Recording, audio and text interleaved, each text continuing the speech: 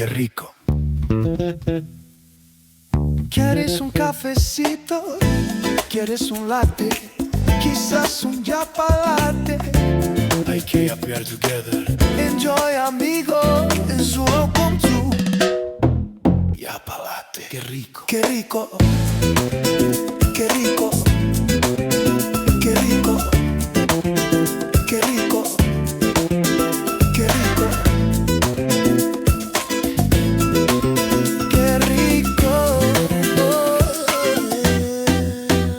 Welcome to the show, everybody. This is Yappalotte. I am your host, Peppabyte. And I'm Glithy. And we have survived another week. And yes, I do mean survived because I went to a concert. And I don't think I caught a bug, but I ain't feeling great. How are you doing? I'm doing pretty... Yeah, I'll say I'm doing pretty good. How's the fitness girl journey? We're on week 3 of that, last I checked. Oh, that's...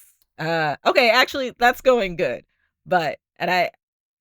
Drop a plug. I talked about this on the podcast this week, on my channel this week. I got hit with you doing too much exhaustion. Oh man, that's how I feel right about now. But how did it manifest for you? I got up, did my workout, of which I admit I do strength and cardio in the same day and study Japanese. Mm-hmm. And about an hour after my workout, my body said, "Bitch, you going to sleep." You just knocked out. Yeah, we talked about it off the podcast, but after forcing myself to go out on weekends for 3 weekends in a row and actually enjoy Japan, imagine that. I thought I was getting old, but I'm not getting old. I mean, I am getting old, but the majority of what's cooking me is literally just the lack of stamina or endurance or something. And I think I can feel it improving. But damn, it's improving slow, which is probably part of the getting old part. You mentioned you're on this fitness journey or whatever. I believe the original goal was basically to stunt on the beach, potentially summertime type stuff. But at least for me, I'm pretty sure I just want to be able to... It's just interesting because I still feel like... This was surprising when I started going out, I'll say this. A lot of people are cooked. Like, they're as cooked as I feel. And I think I just feel more cooked than I am, if that makes sense. Why do you think a lot of people are cooked? They be moving slow. Like they're like it's like they're moving, but there's like not a destination. This is all about movement. I'm sure maybe they have a destination in their life or something. But especially I've been going to music concerts. Went to another Idol concert this weekend. Was very fun. And I get it, everybody probably listens to music in their own way. But it is like a music concert, and man, it was so high energy. The last 2 I've gone to, it made me feel like the first 2 were just warm-ups, and this is like what Idol music really is about. I guess I'll say the name of the Idol group was Giga. I was just reading it as like Ziga, but apparently it's Giga, which I guess means ego in English. Very cool group. It was awkward as well because I guess I'll give a small review. It was awkward because they're in some pivotal time in their career or something, so they'd just be crying. They were just on stage crying about stuff. Like it was like they had like some kind of like they had overcome a bunch of stuff, but I'm just there. I got like some free tickets, and I'm just like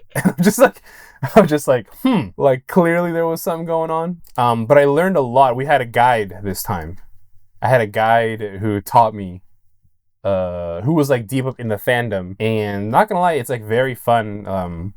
Maybe to further comment, there's that whole like for a while at least, some countries are like trying to blame everything on quote unquote incels or whatever. Like they're just like the source of all evil, like the henchmen of the patriarchy or something, some kind of reaction to progress.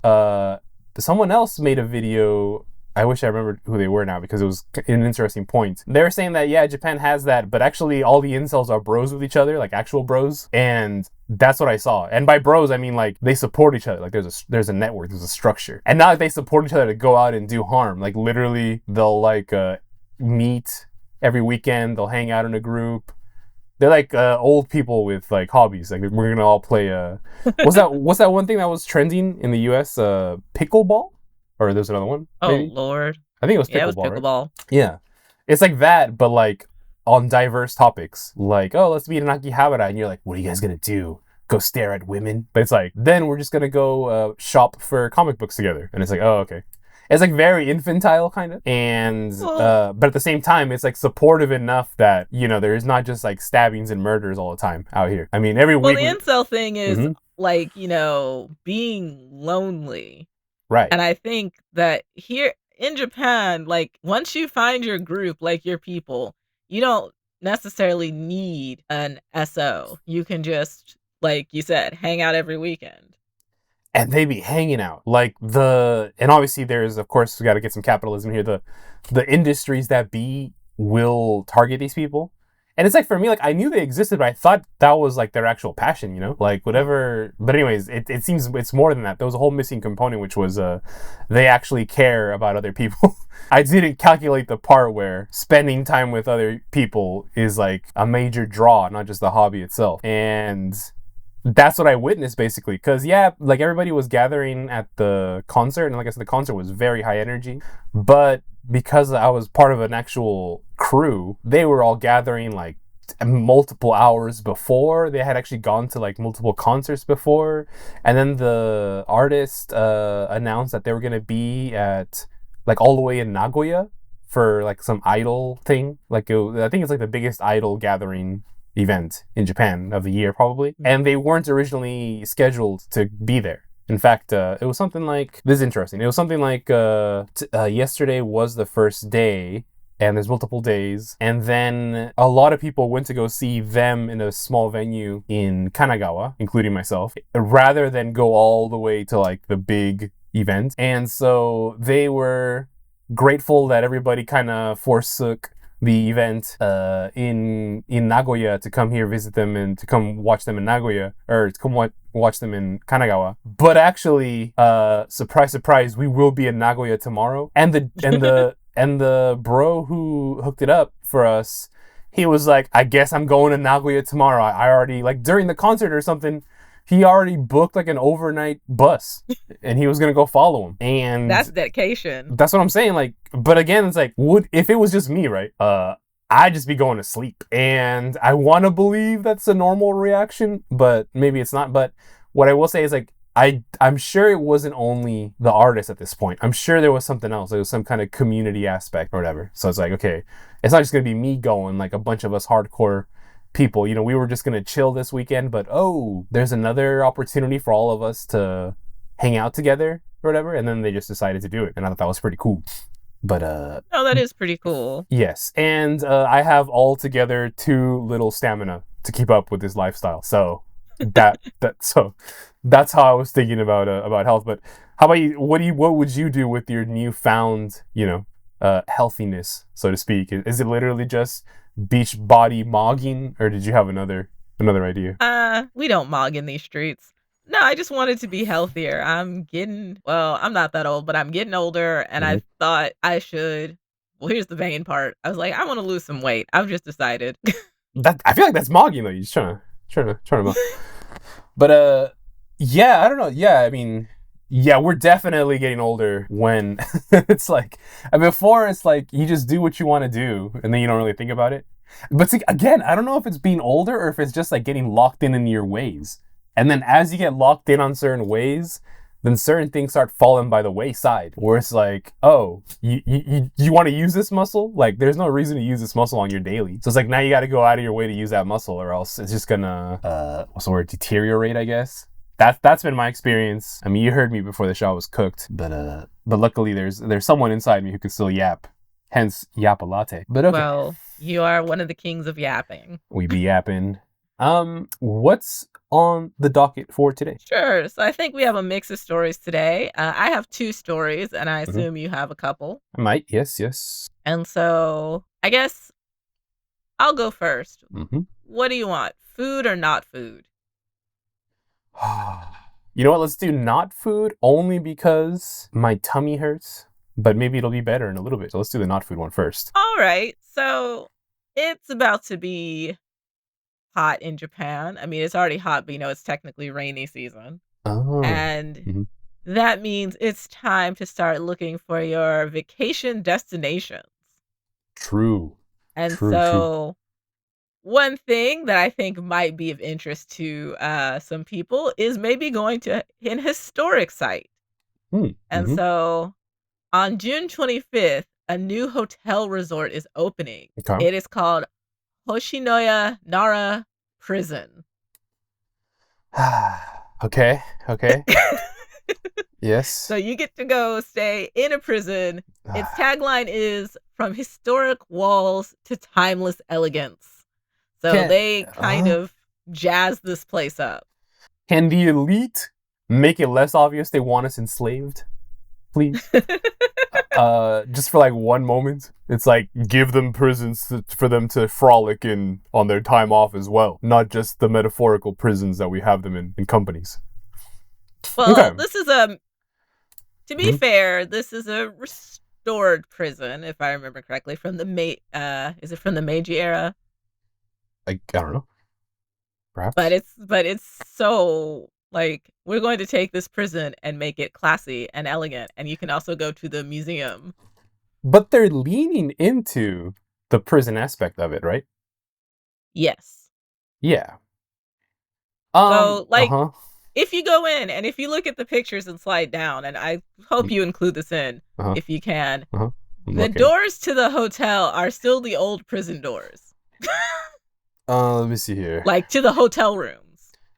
I'm scrolling. Man, this is creepy. All right, clicked on more. Okay, hold on. I got the prices here too, I think. Oh yeah, the price is expensive. Like, one night is like $244 USD. Oh. 2,000. 11 cell deluxe? Bro, they have like some like young woman. They have like a young woman who's like I don't know what the word is. She's like the stand-in for us. And she's like walking around the prison. And I know why. Because out here, I don't think it's sexist to say that kind of young women kind of control the travel economy more than the dudes.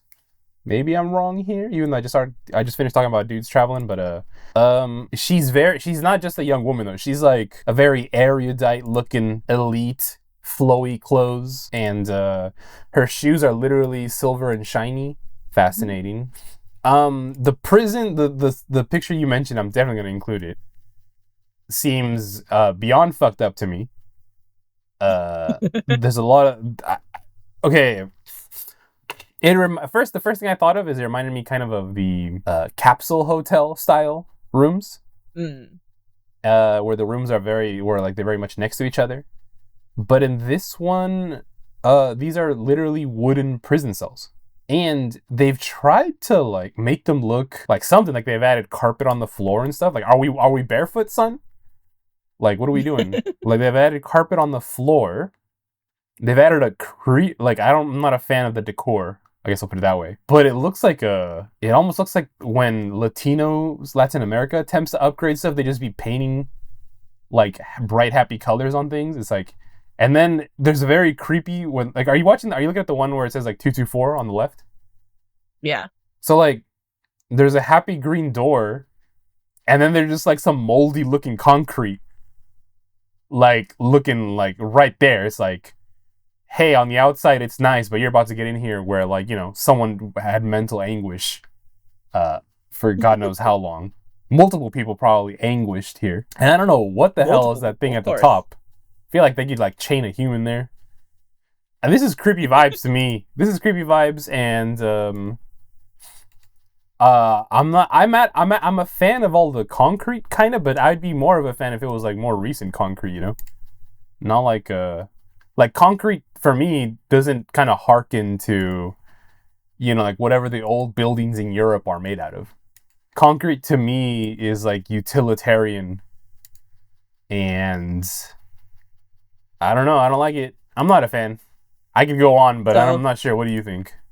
So you wouldn't stay here? I feel like, you know, like I feel like even someone who had no ESP, no ability to see ghosts, and no powers of perception, and didn't believe any of it, they'd have to still be creeped out a little. But I would say that probably the people who go here, they know that actually. Like, I think that for me, that was like the young woman angle.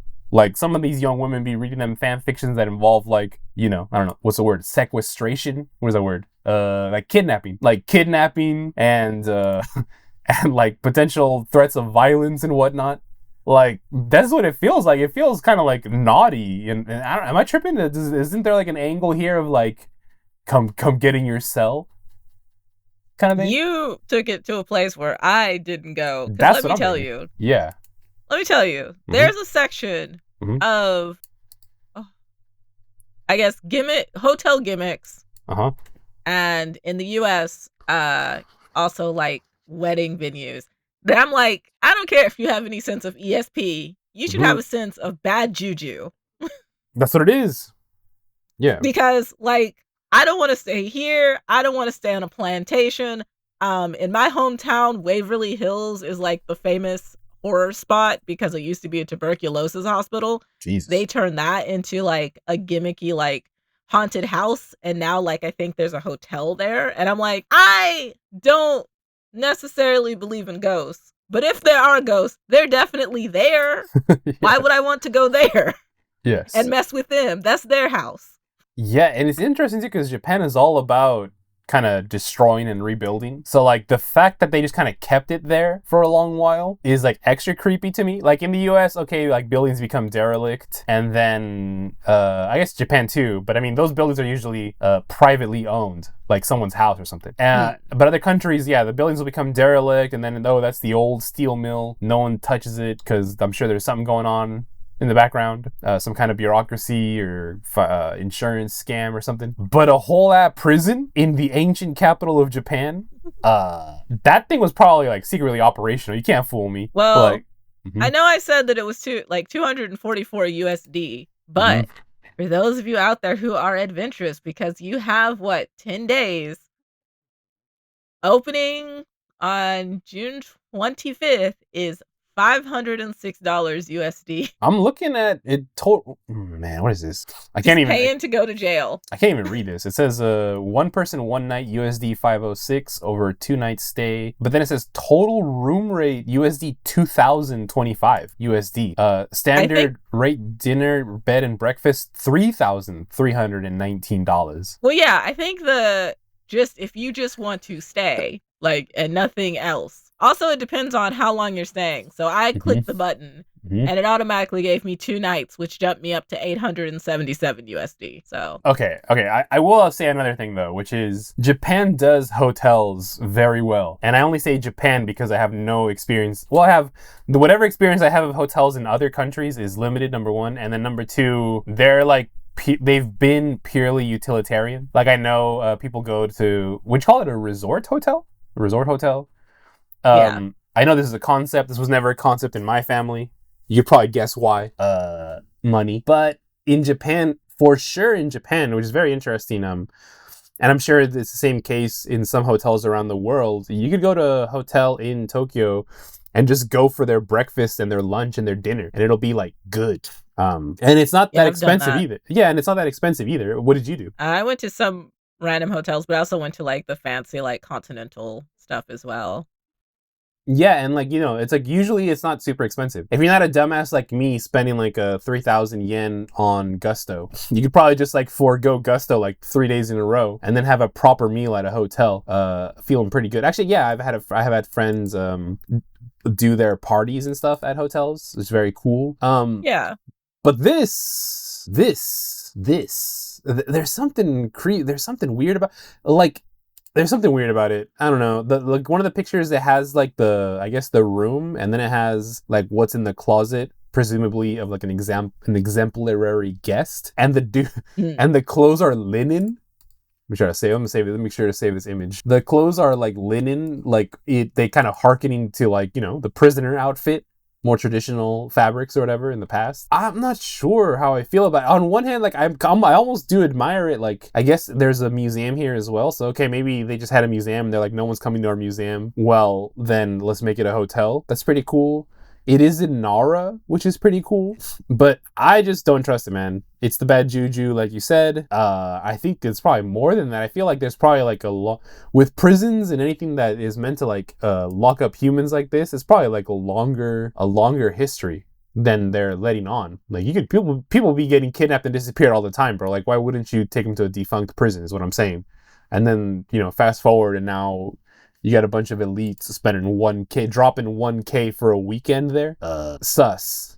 Maybe that's another way to put it. Oh, I would say definitely sus, but the 1K is to try to convince you that, it's fancy and special. I feel like the 1K is because they need the money or something. But okay, I don't know. How would you, okay, let's say it wasn't a prison. Let's take that part out. Let's say it wasn't a prison and that one creepy hallway picture wasn't a thing. And the insides, they got like they got the brick, they got the wood, they got the weird Latino paint. The lighting, they use a pro tip for you guys out there. The lighting that they're showing here, I think, is incandescent light, so it's not the LED light. That's a sign of an elite place because LEDs are full spectrum attack on you. I'm sure that'll be a thing that'll be proven eventually. Versus the incandescent lights, they release a lot of heat energy, but actually that'd probably be better. That's better overall. Because I've heard elite out here like really enjoy those like yellow. I don't even know what color it is. Like yellow lights. Kind of at night, they're like,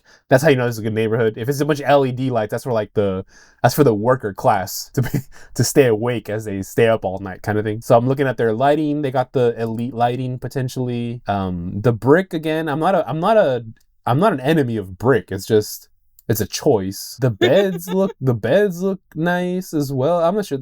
If I judged it by just pure decor alone, I'd be like, all right. Like, it's interesting. I don't know if I'd want to live here, but sure, stay a night there. But I can't shake away the prison aspect of it. I don't know. What do you think? No, the prison aspect's what took me out. I won't lie. Yeah. Well, what if the prison aspect wasn't there? What about like just like this decor?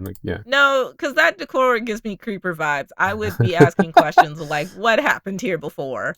Like, what was this place? That's what I'm saying. Like, it has like imagine you're hitting them streets, you're on your date or whatever. Guy's like, I got us a hotel, and you're like, okay, and then like it's this one. Like, I don't know. I feel like you got to be a certain kind of person, and the type of person I imagine who would enjoy this is like some sadistic elite or one of them people that are obsessed with the macabre, I guess. Might be one way to put it. I mean, I would say obsessed with the macabre, but also I think just fearless is the word I'm going to go with, but that might not quite be right. But y'all can go there. You'll find me going to stuff like this. I'll go to the Hilton and hang out. Let me see. It's 6,000 yen, but I'm not going to, piss off a ghost. I've been sent a cardiac arrest of diabetes picture here. But I had to show it to you. But it's also lemon and I'm Mexican, so this shit looks pretty good. Not gonna lie, all that fruta. Okay, yeah, I agree. What the hell is this? What the hell did you just send me? What the fuck is this? So this is what the Hilton in Shinjuku does for their buffets. Is they do themed buffets. So this one is Lemon Beach House. Well, no, because like talking about like themes made me think of like where would I actually go. I like how you're like, what kind of Fantasyland hotel thing would I go to? And it's just like some like under the sea, if like there was an under the sea Mexican experience, some kind of island, like I just picture the under the sea song playing in the background, and then it's just enjoying hella fruits and sweet treats. I was gonna ask, have you ever been to like a tea party, like a Lolita tea party? Not really, but I should probably go to one. Okay, damn. I was going to ask you a question. One of my friends is categorically against Lolita. What the hell? The fuck? What's their reasoning? Their reasoning is because the book Lolita is misunderstood. People apparently think it's a romance, and I'm like, I think the people into the fashion are heavily divorced from the book, but okay. Yeah, it's like, this is dumb. That does remind me of like there's a character called Neko Arc, which is like this like cute blonde like troll looking like character or whatever, and she's like the character is like the cute cat version of another character who's not that popular, and then that character is from a visual novel that is apparently, it has all the stuff you'd criticize Japan for in it, the anime scene, but then everybody loves that cute cat character so much. So then it's like, I found a guide that it's like how to continue using this character without associating yourself with it or something like that with the original material. And it's like, you just say, I like this cat character, and then it's like, but I think the original work is controversial, so I didn't read it, or something like that. But in reality, it's just masking the fact that you're not going to do the work to look into it. You're just like, dude, I just like the cat. Like, we're keeping it here. It's very weird what triggers people. I don't like if it were to be called like Cookie Bird 123 instead of Lolita. Like, would they be happy, or would they still find something to complain about? You know, I bet they'd find. They would probably be happier because I think they're a very bookish person. Well, those people definitely do exist. Where it's like, how dare you not know the source, kind of thing. Yeah. And if you did know the source, you wouldn't be doing this. I get it. Okay. Yeah, man. Yeah, because I had a question on that. I was gonna ask you about that because apparently there's like a special flow to it. So when you sent me this a picture of multiple pastries and stuff, I was like, do you know what the flow is, and can you leak it right now to our audience? Because I have not gone to it, but so they have different themes. The last one I went to was a tea party theme, and you make your reservation because this is fancy girl stuff. Well, okay, let me clarify. The lunchtime buffet is fancy girl stuff. The dinner buffet is technically for dating. Oh. At least that's how it kind of rolls in Japan. Now I'm just picturing that one, like the Zoolander scene where it's like the two guys cross each other's paths. And I picture like the girly girls, girl brunches ladies, like all leaving together. And then like the girls with boyfriends come in and they just look at each other. They just lock eyes. It's like, bitch, you were... It's kind of like that, honestly. It's like, bitch, you were here with us last week and now you're there with some man. How dare you? But it's kind of funny. So if you scroll down, you can see like the desserts that they have like separately. But I think if you include a picture, you should just include the big one. I'm scrolling, yeah. Basically, there's two ways that you do this once you've made your reservation. You go in and there's a pretty display, like this is actually the display that they have. And staff do bring you a sampler plate, but you mostly go up to the buffet yourself and it's pretty much all you can eat. Whoa. All you can eat of all this stuff? Yeah. Damn. Well, you're about to... Man, you gotta... So this is why I say fancy girl kind of lunches is girls go there at lunch and eat as much as they can. Bro, you have to be like, what do you do? I feel like I would just be like, my teeth would be chattering from the nerve damage of eating all this stuff. Oh, probably. You're not wrong. I think one time when me and my friend were there, we had to take a break from eating and just chat because we started shaking from the sugar. That's what I'm saying. No. Yeah, that would happen to me for sure. But this is like the thing you do in Japan where like I think there is a time limit, but for eating it's just whatever. See, you know, like if this were like the prison and they had like the equivalent of this, I would just picture like a bunch of stuff, like it'd be like someone's hand chopped off, but it's like actually cake, you know. It's like yeah, you're just enjoying prison girl brunch, and it's just like a heart or something. Like they have a little bit of meat, but it's liver or something. Just macabre stuff. This is like cute. There's like they got like cakes shaped like oranges, or what is that? Like lemon, yeah. Yeah. Okay. Well, something that especially caught my eye was that they're trying to at the federal level, or whatever the equivalent of federal level, national government level out here, they're trying to do a voice cloning crackdown. And it's apparently under something called the Unfair Competition Prevention Act. Sounds very anti-capitalist to me. But anyways, they're targeting unauthorized AI generation and publication of content specifically that imitates human voices. This is very interesting because... Makes sense. Yeah, because the anime industry out here is crazy.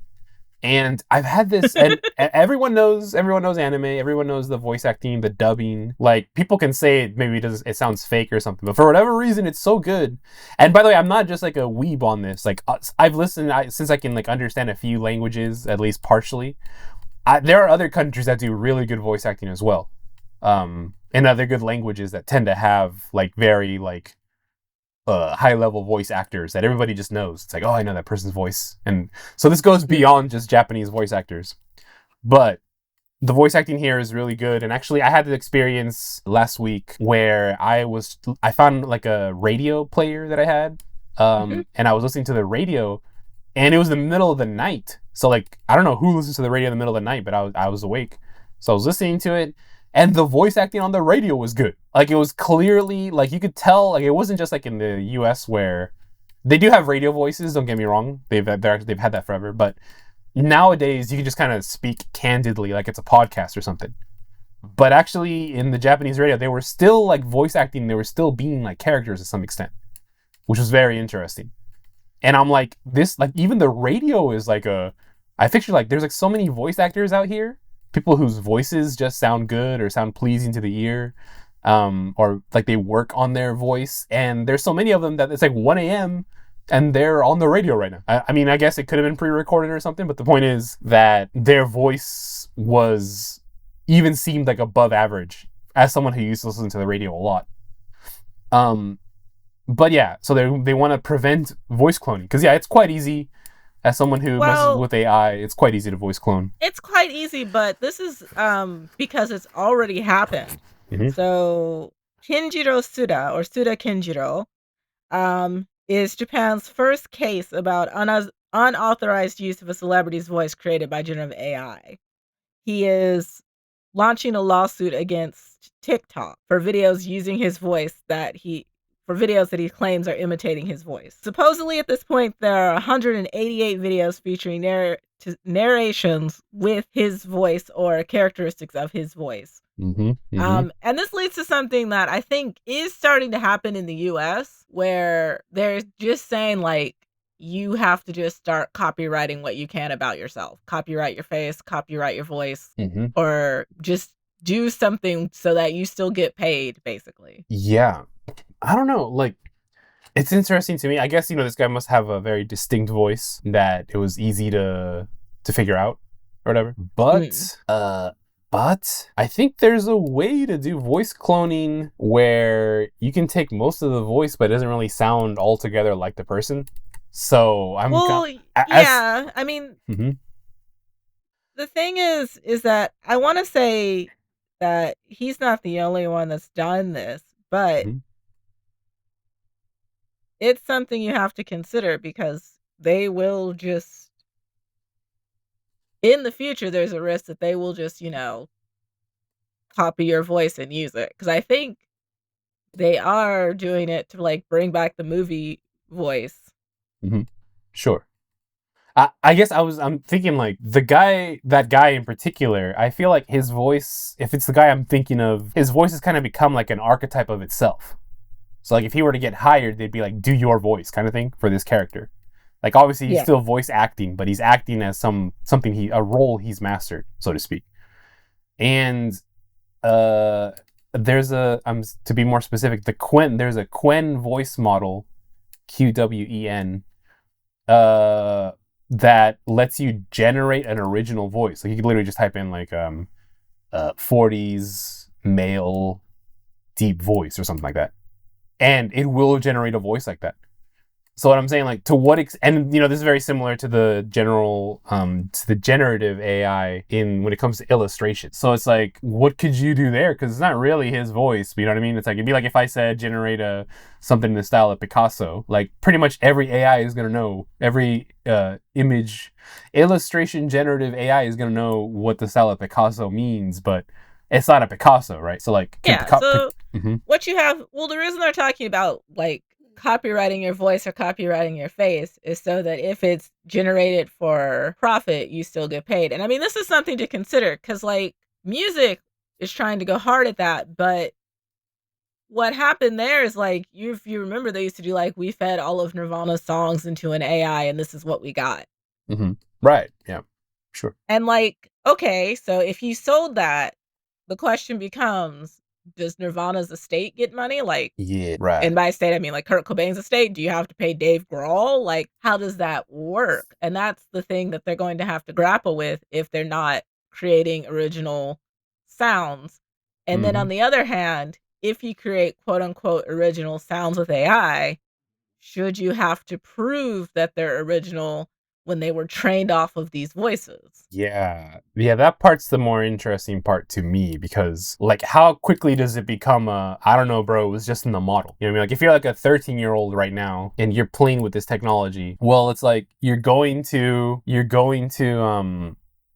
maybe you might tell it, like, generate this kind of voice, and then what if it's like 80% sounds like this guy? Like, then what? You know, it's like then it's just like you don't know what you were doing. Well, the question becomes the Napster question.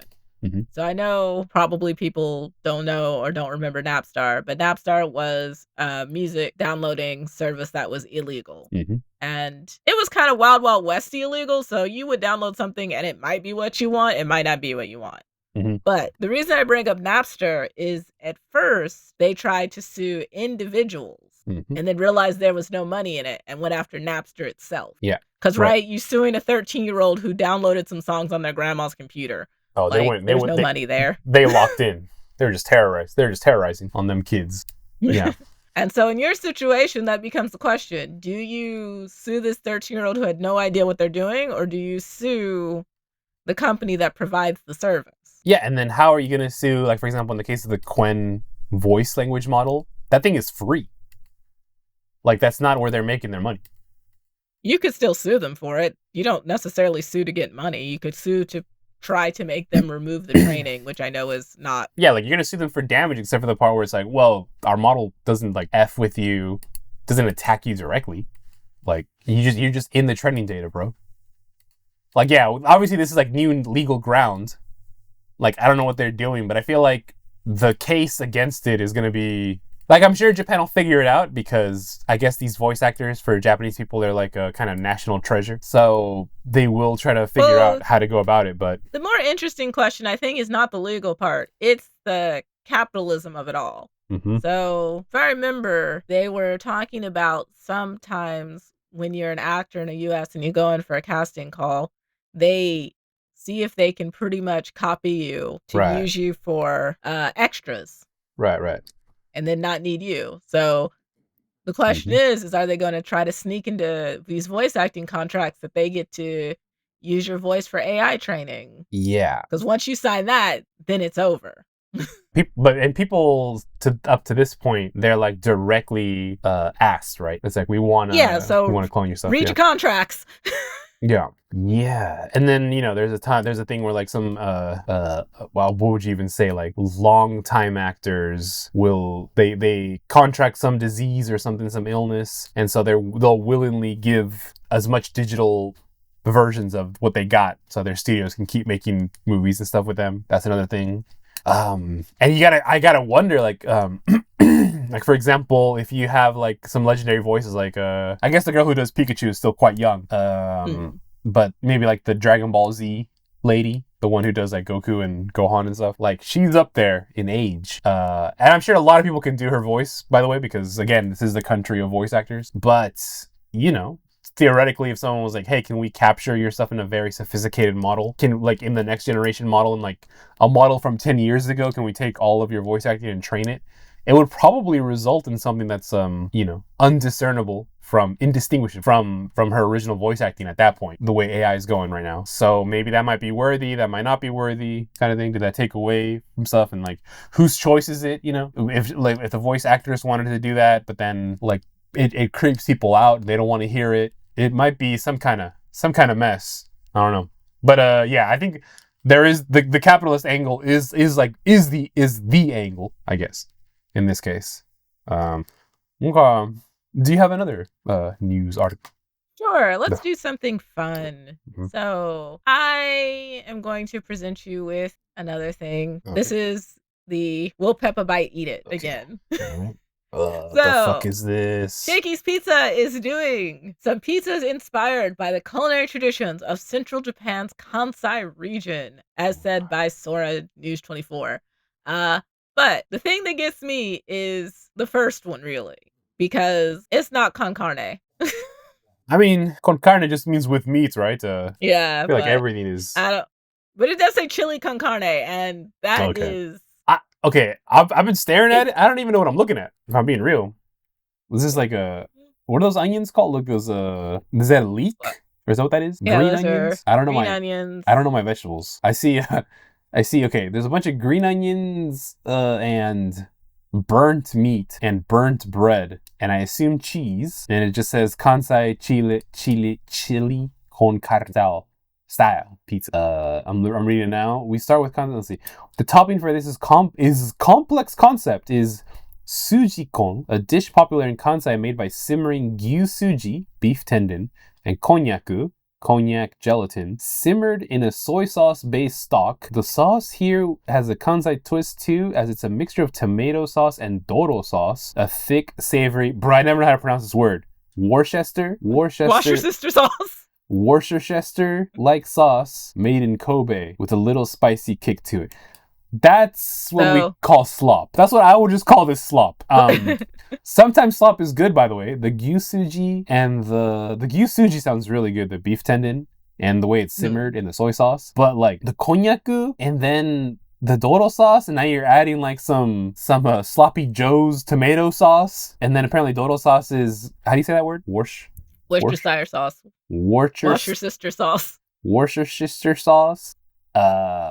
It probably tastes all right to the bite, but I'd just be worried about the individual quality of each of those ingredients. I'm not sure. That makes sense. What was your reaction to it? My reaction was, I might try it once. Yeah, I take a bite. I don't know if I'd want the entire pizza. I wouldn't order it. Just a either. Slice. Yeah, I wouldn't order it either.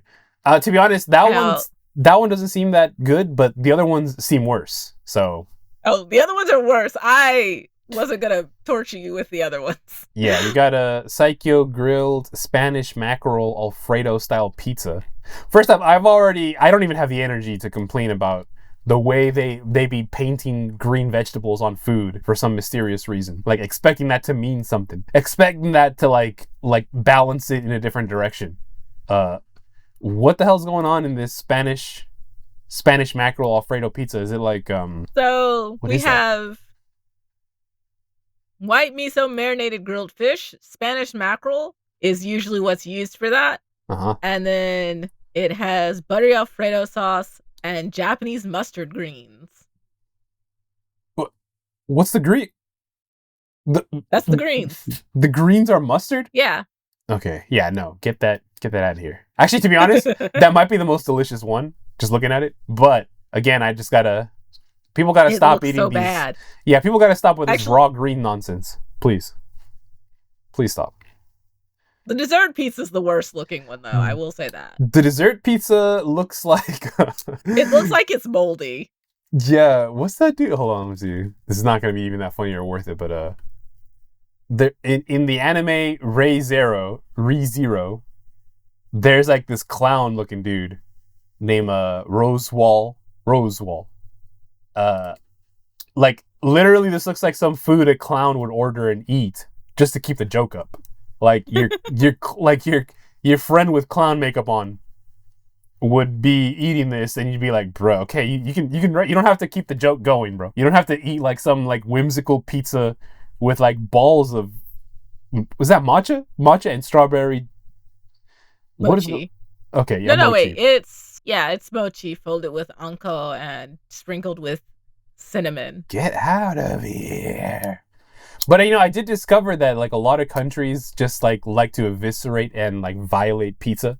I'm looking at you, Brazil. So, I mean, it could be a thing. It could be. And then the last one is literally just like some barbecue spaghetti, whatever. Spaghetti, it's funny because I think the reason why that looks like edible is just because there's a reasonable amount of green, which is almost no green. I think I'd probably go for that. It's fine. I mean, I'm sure it would put me to sleep. Peppabyte, eat your vegetables. Nah, I haven't. I'm sure it has something to do with my health overall. I haven't been to Shakey's in a long while, actually. Have you? It's probably been about a year. How would you describe Shakey's to people outside of it? See, Shakey's to me is not like high on the pizza level. It's kind of low level pizza to me. Wasn't it all you can eat? But yeah.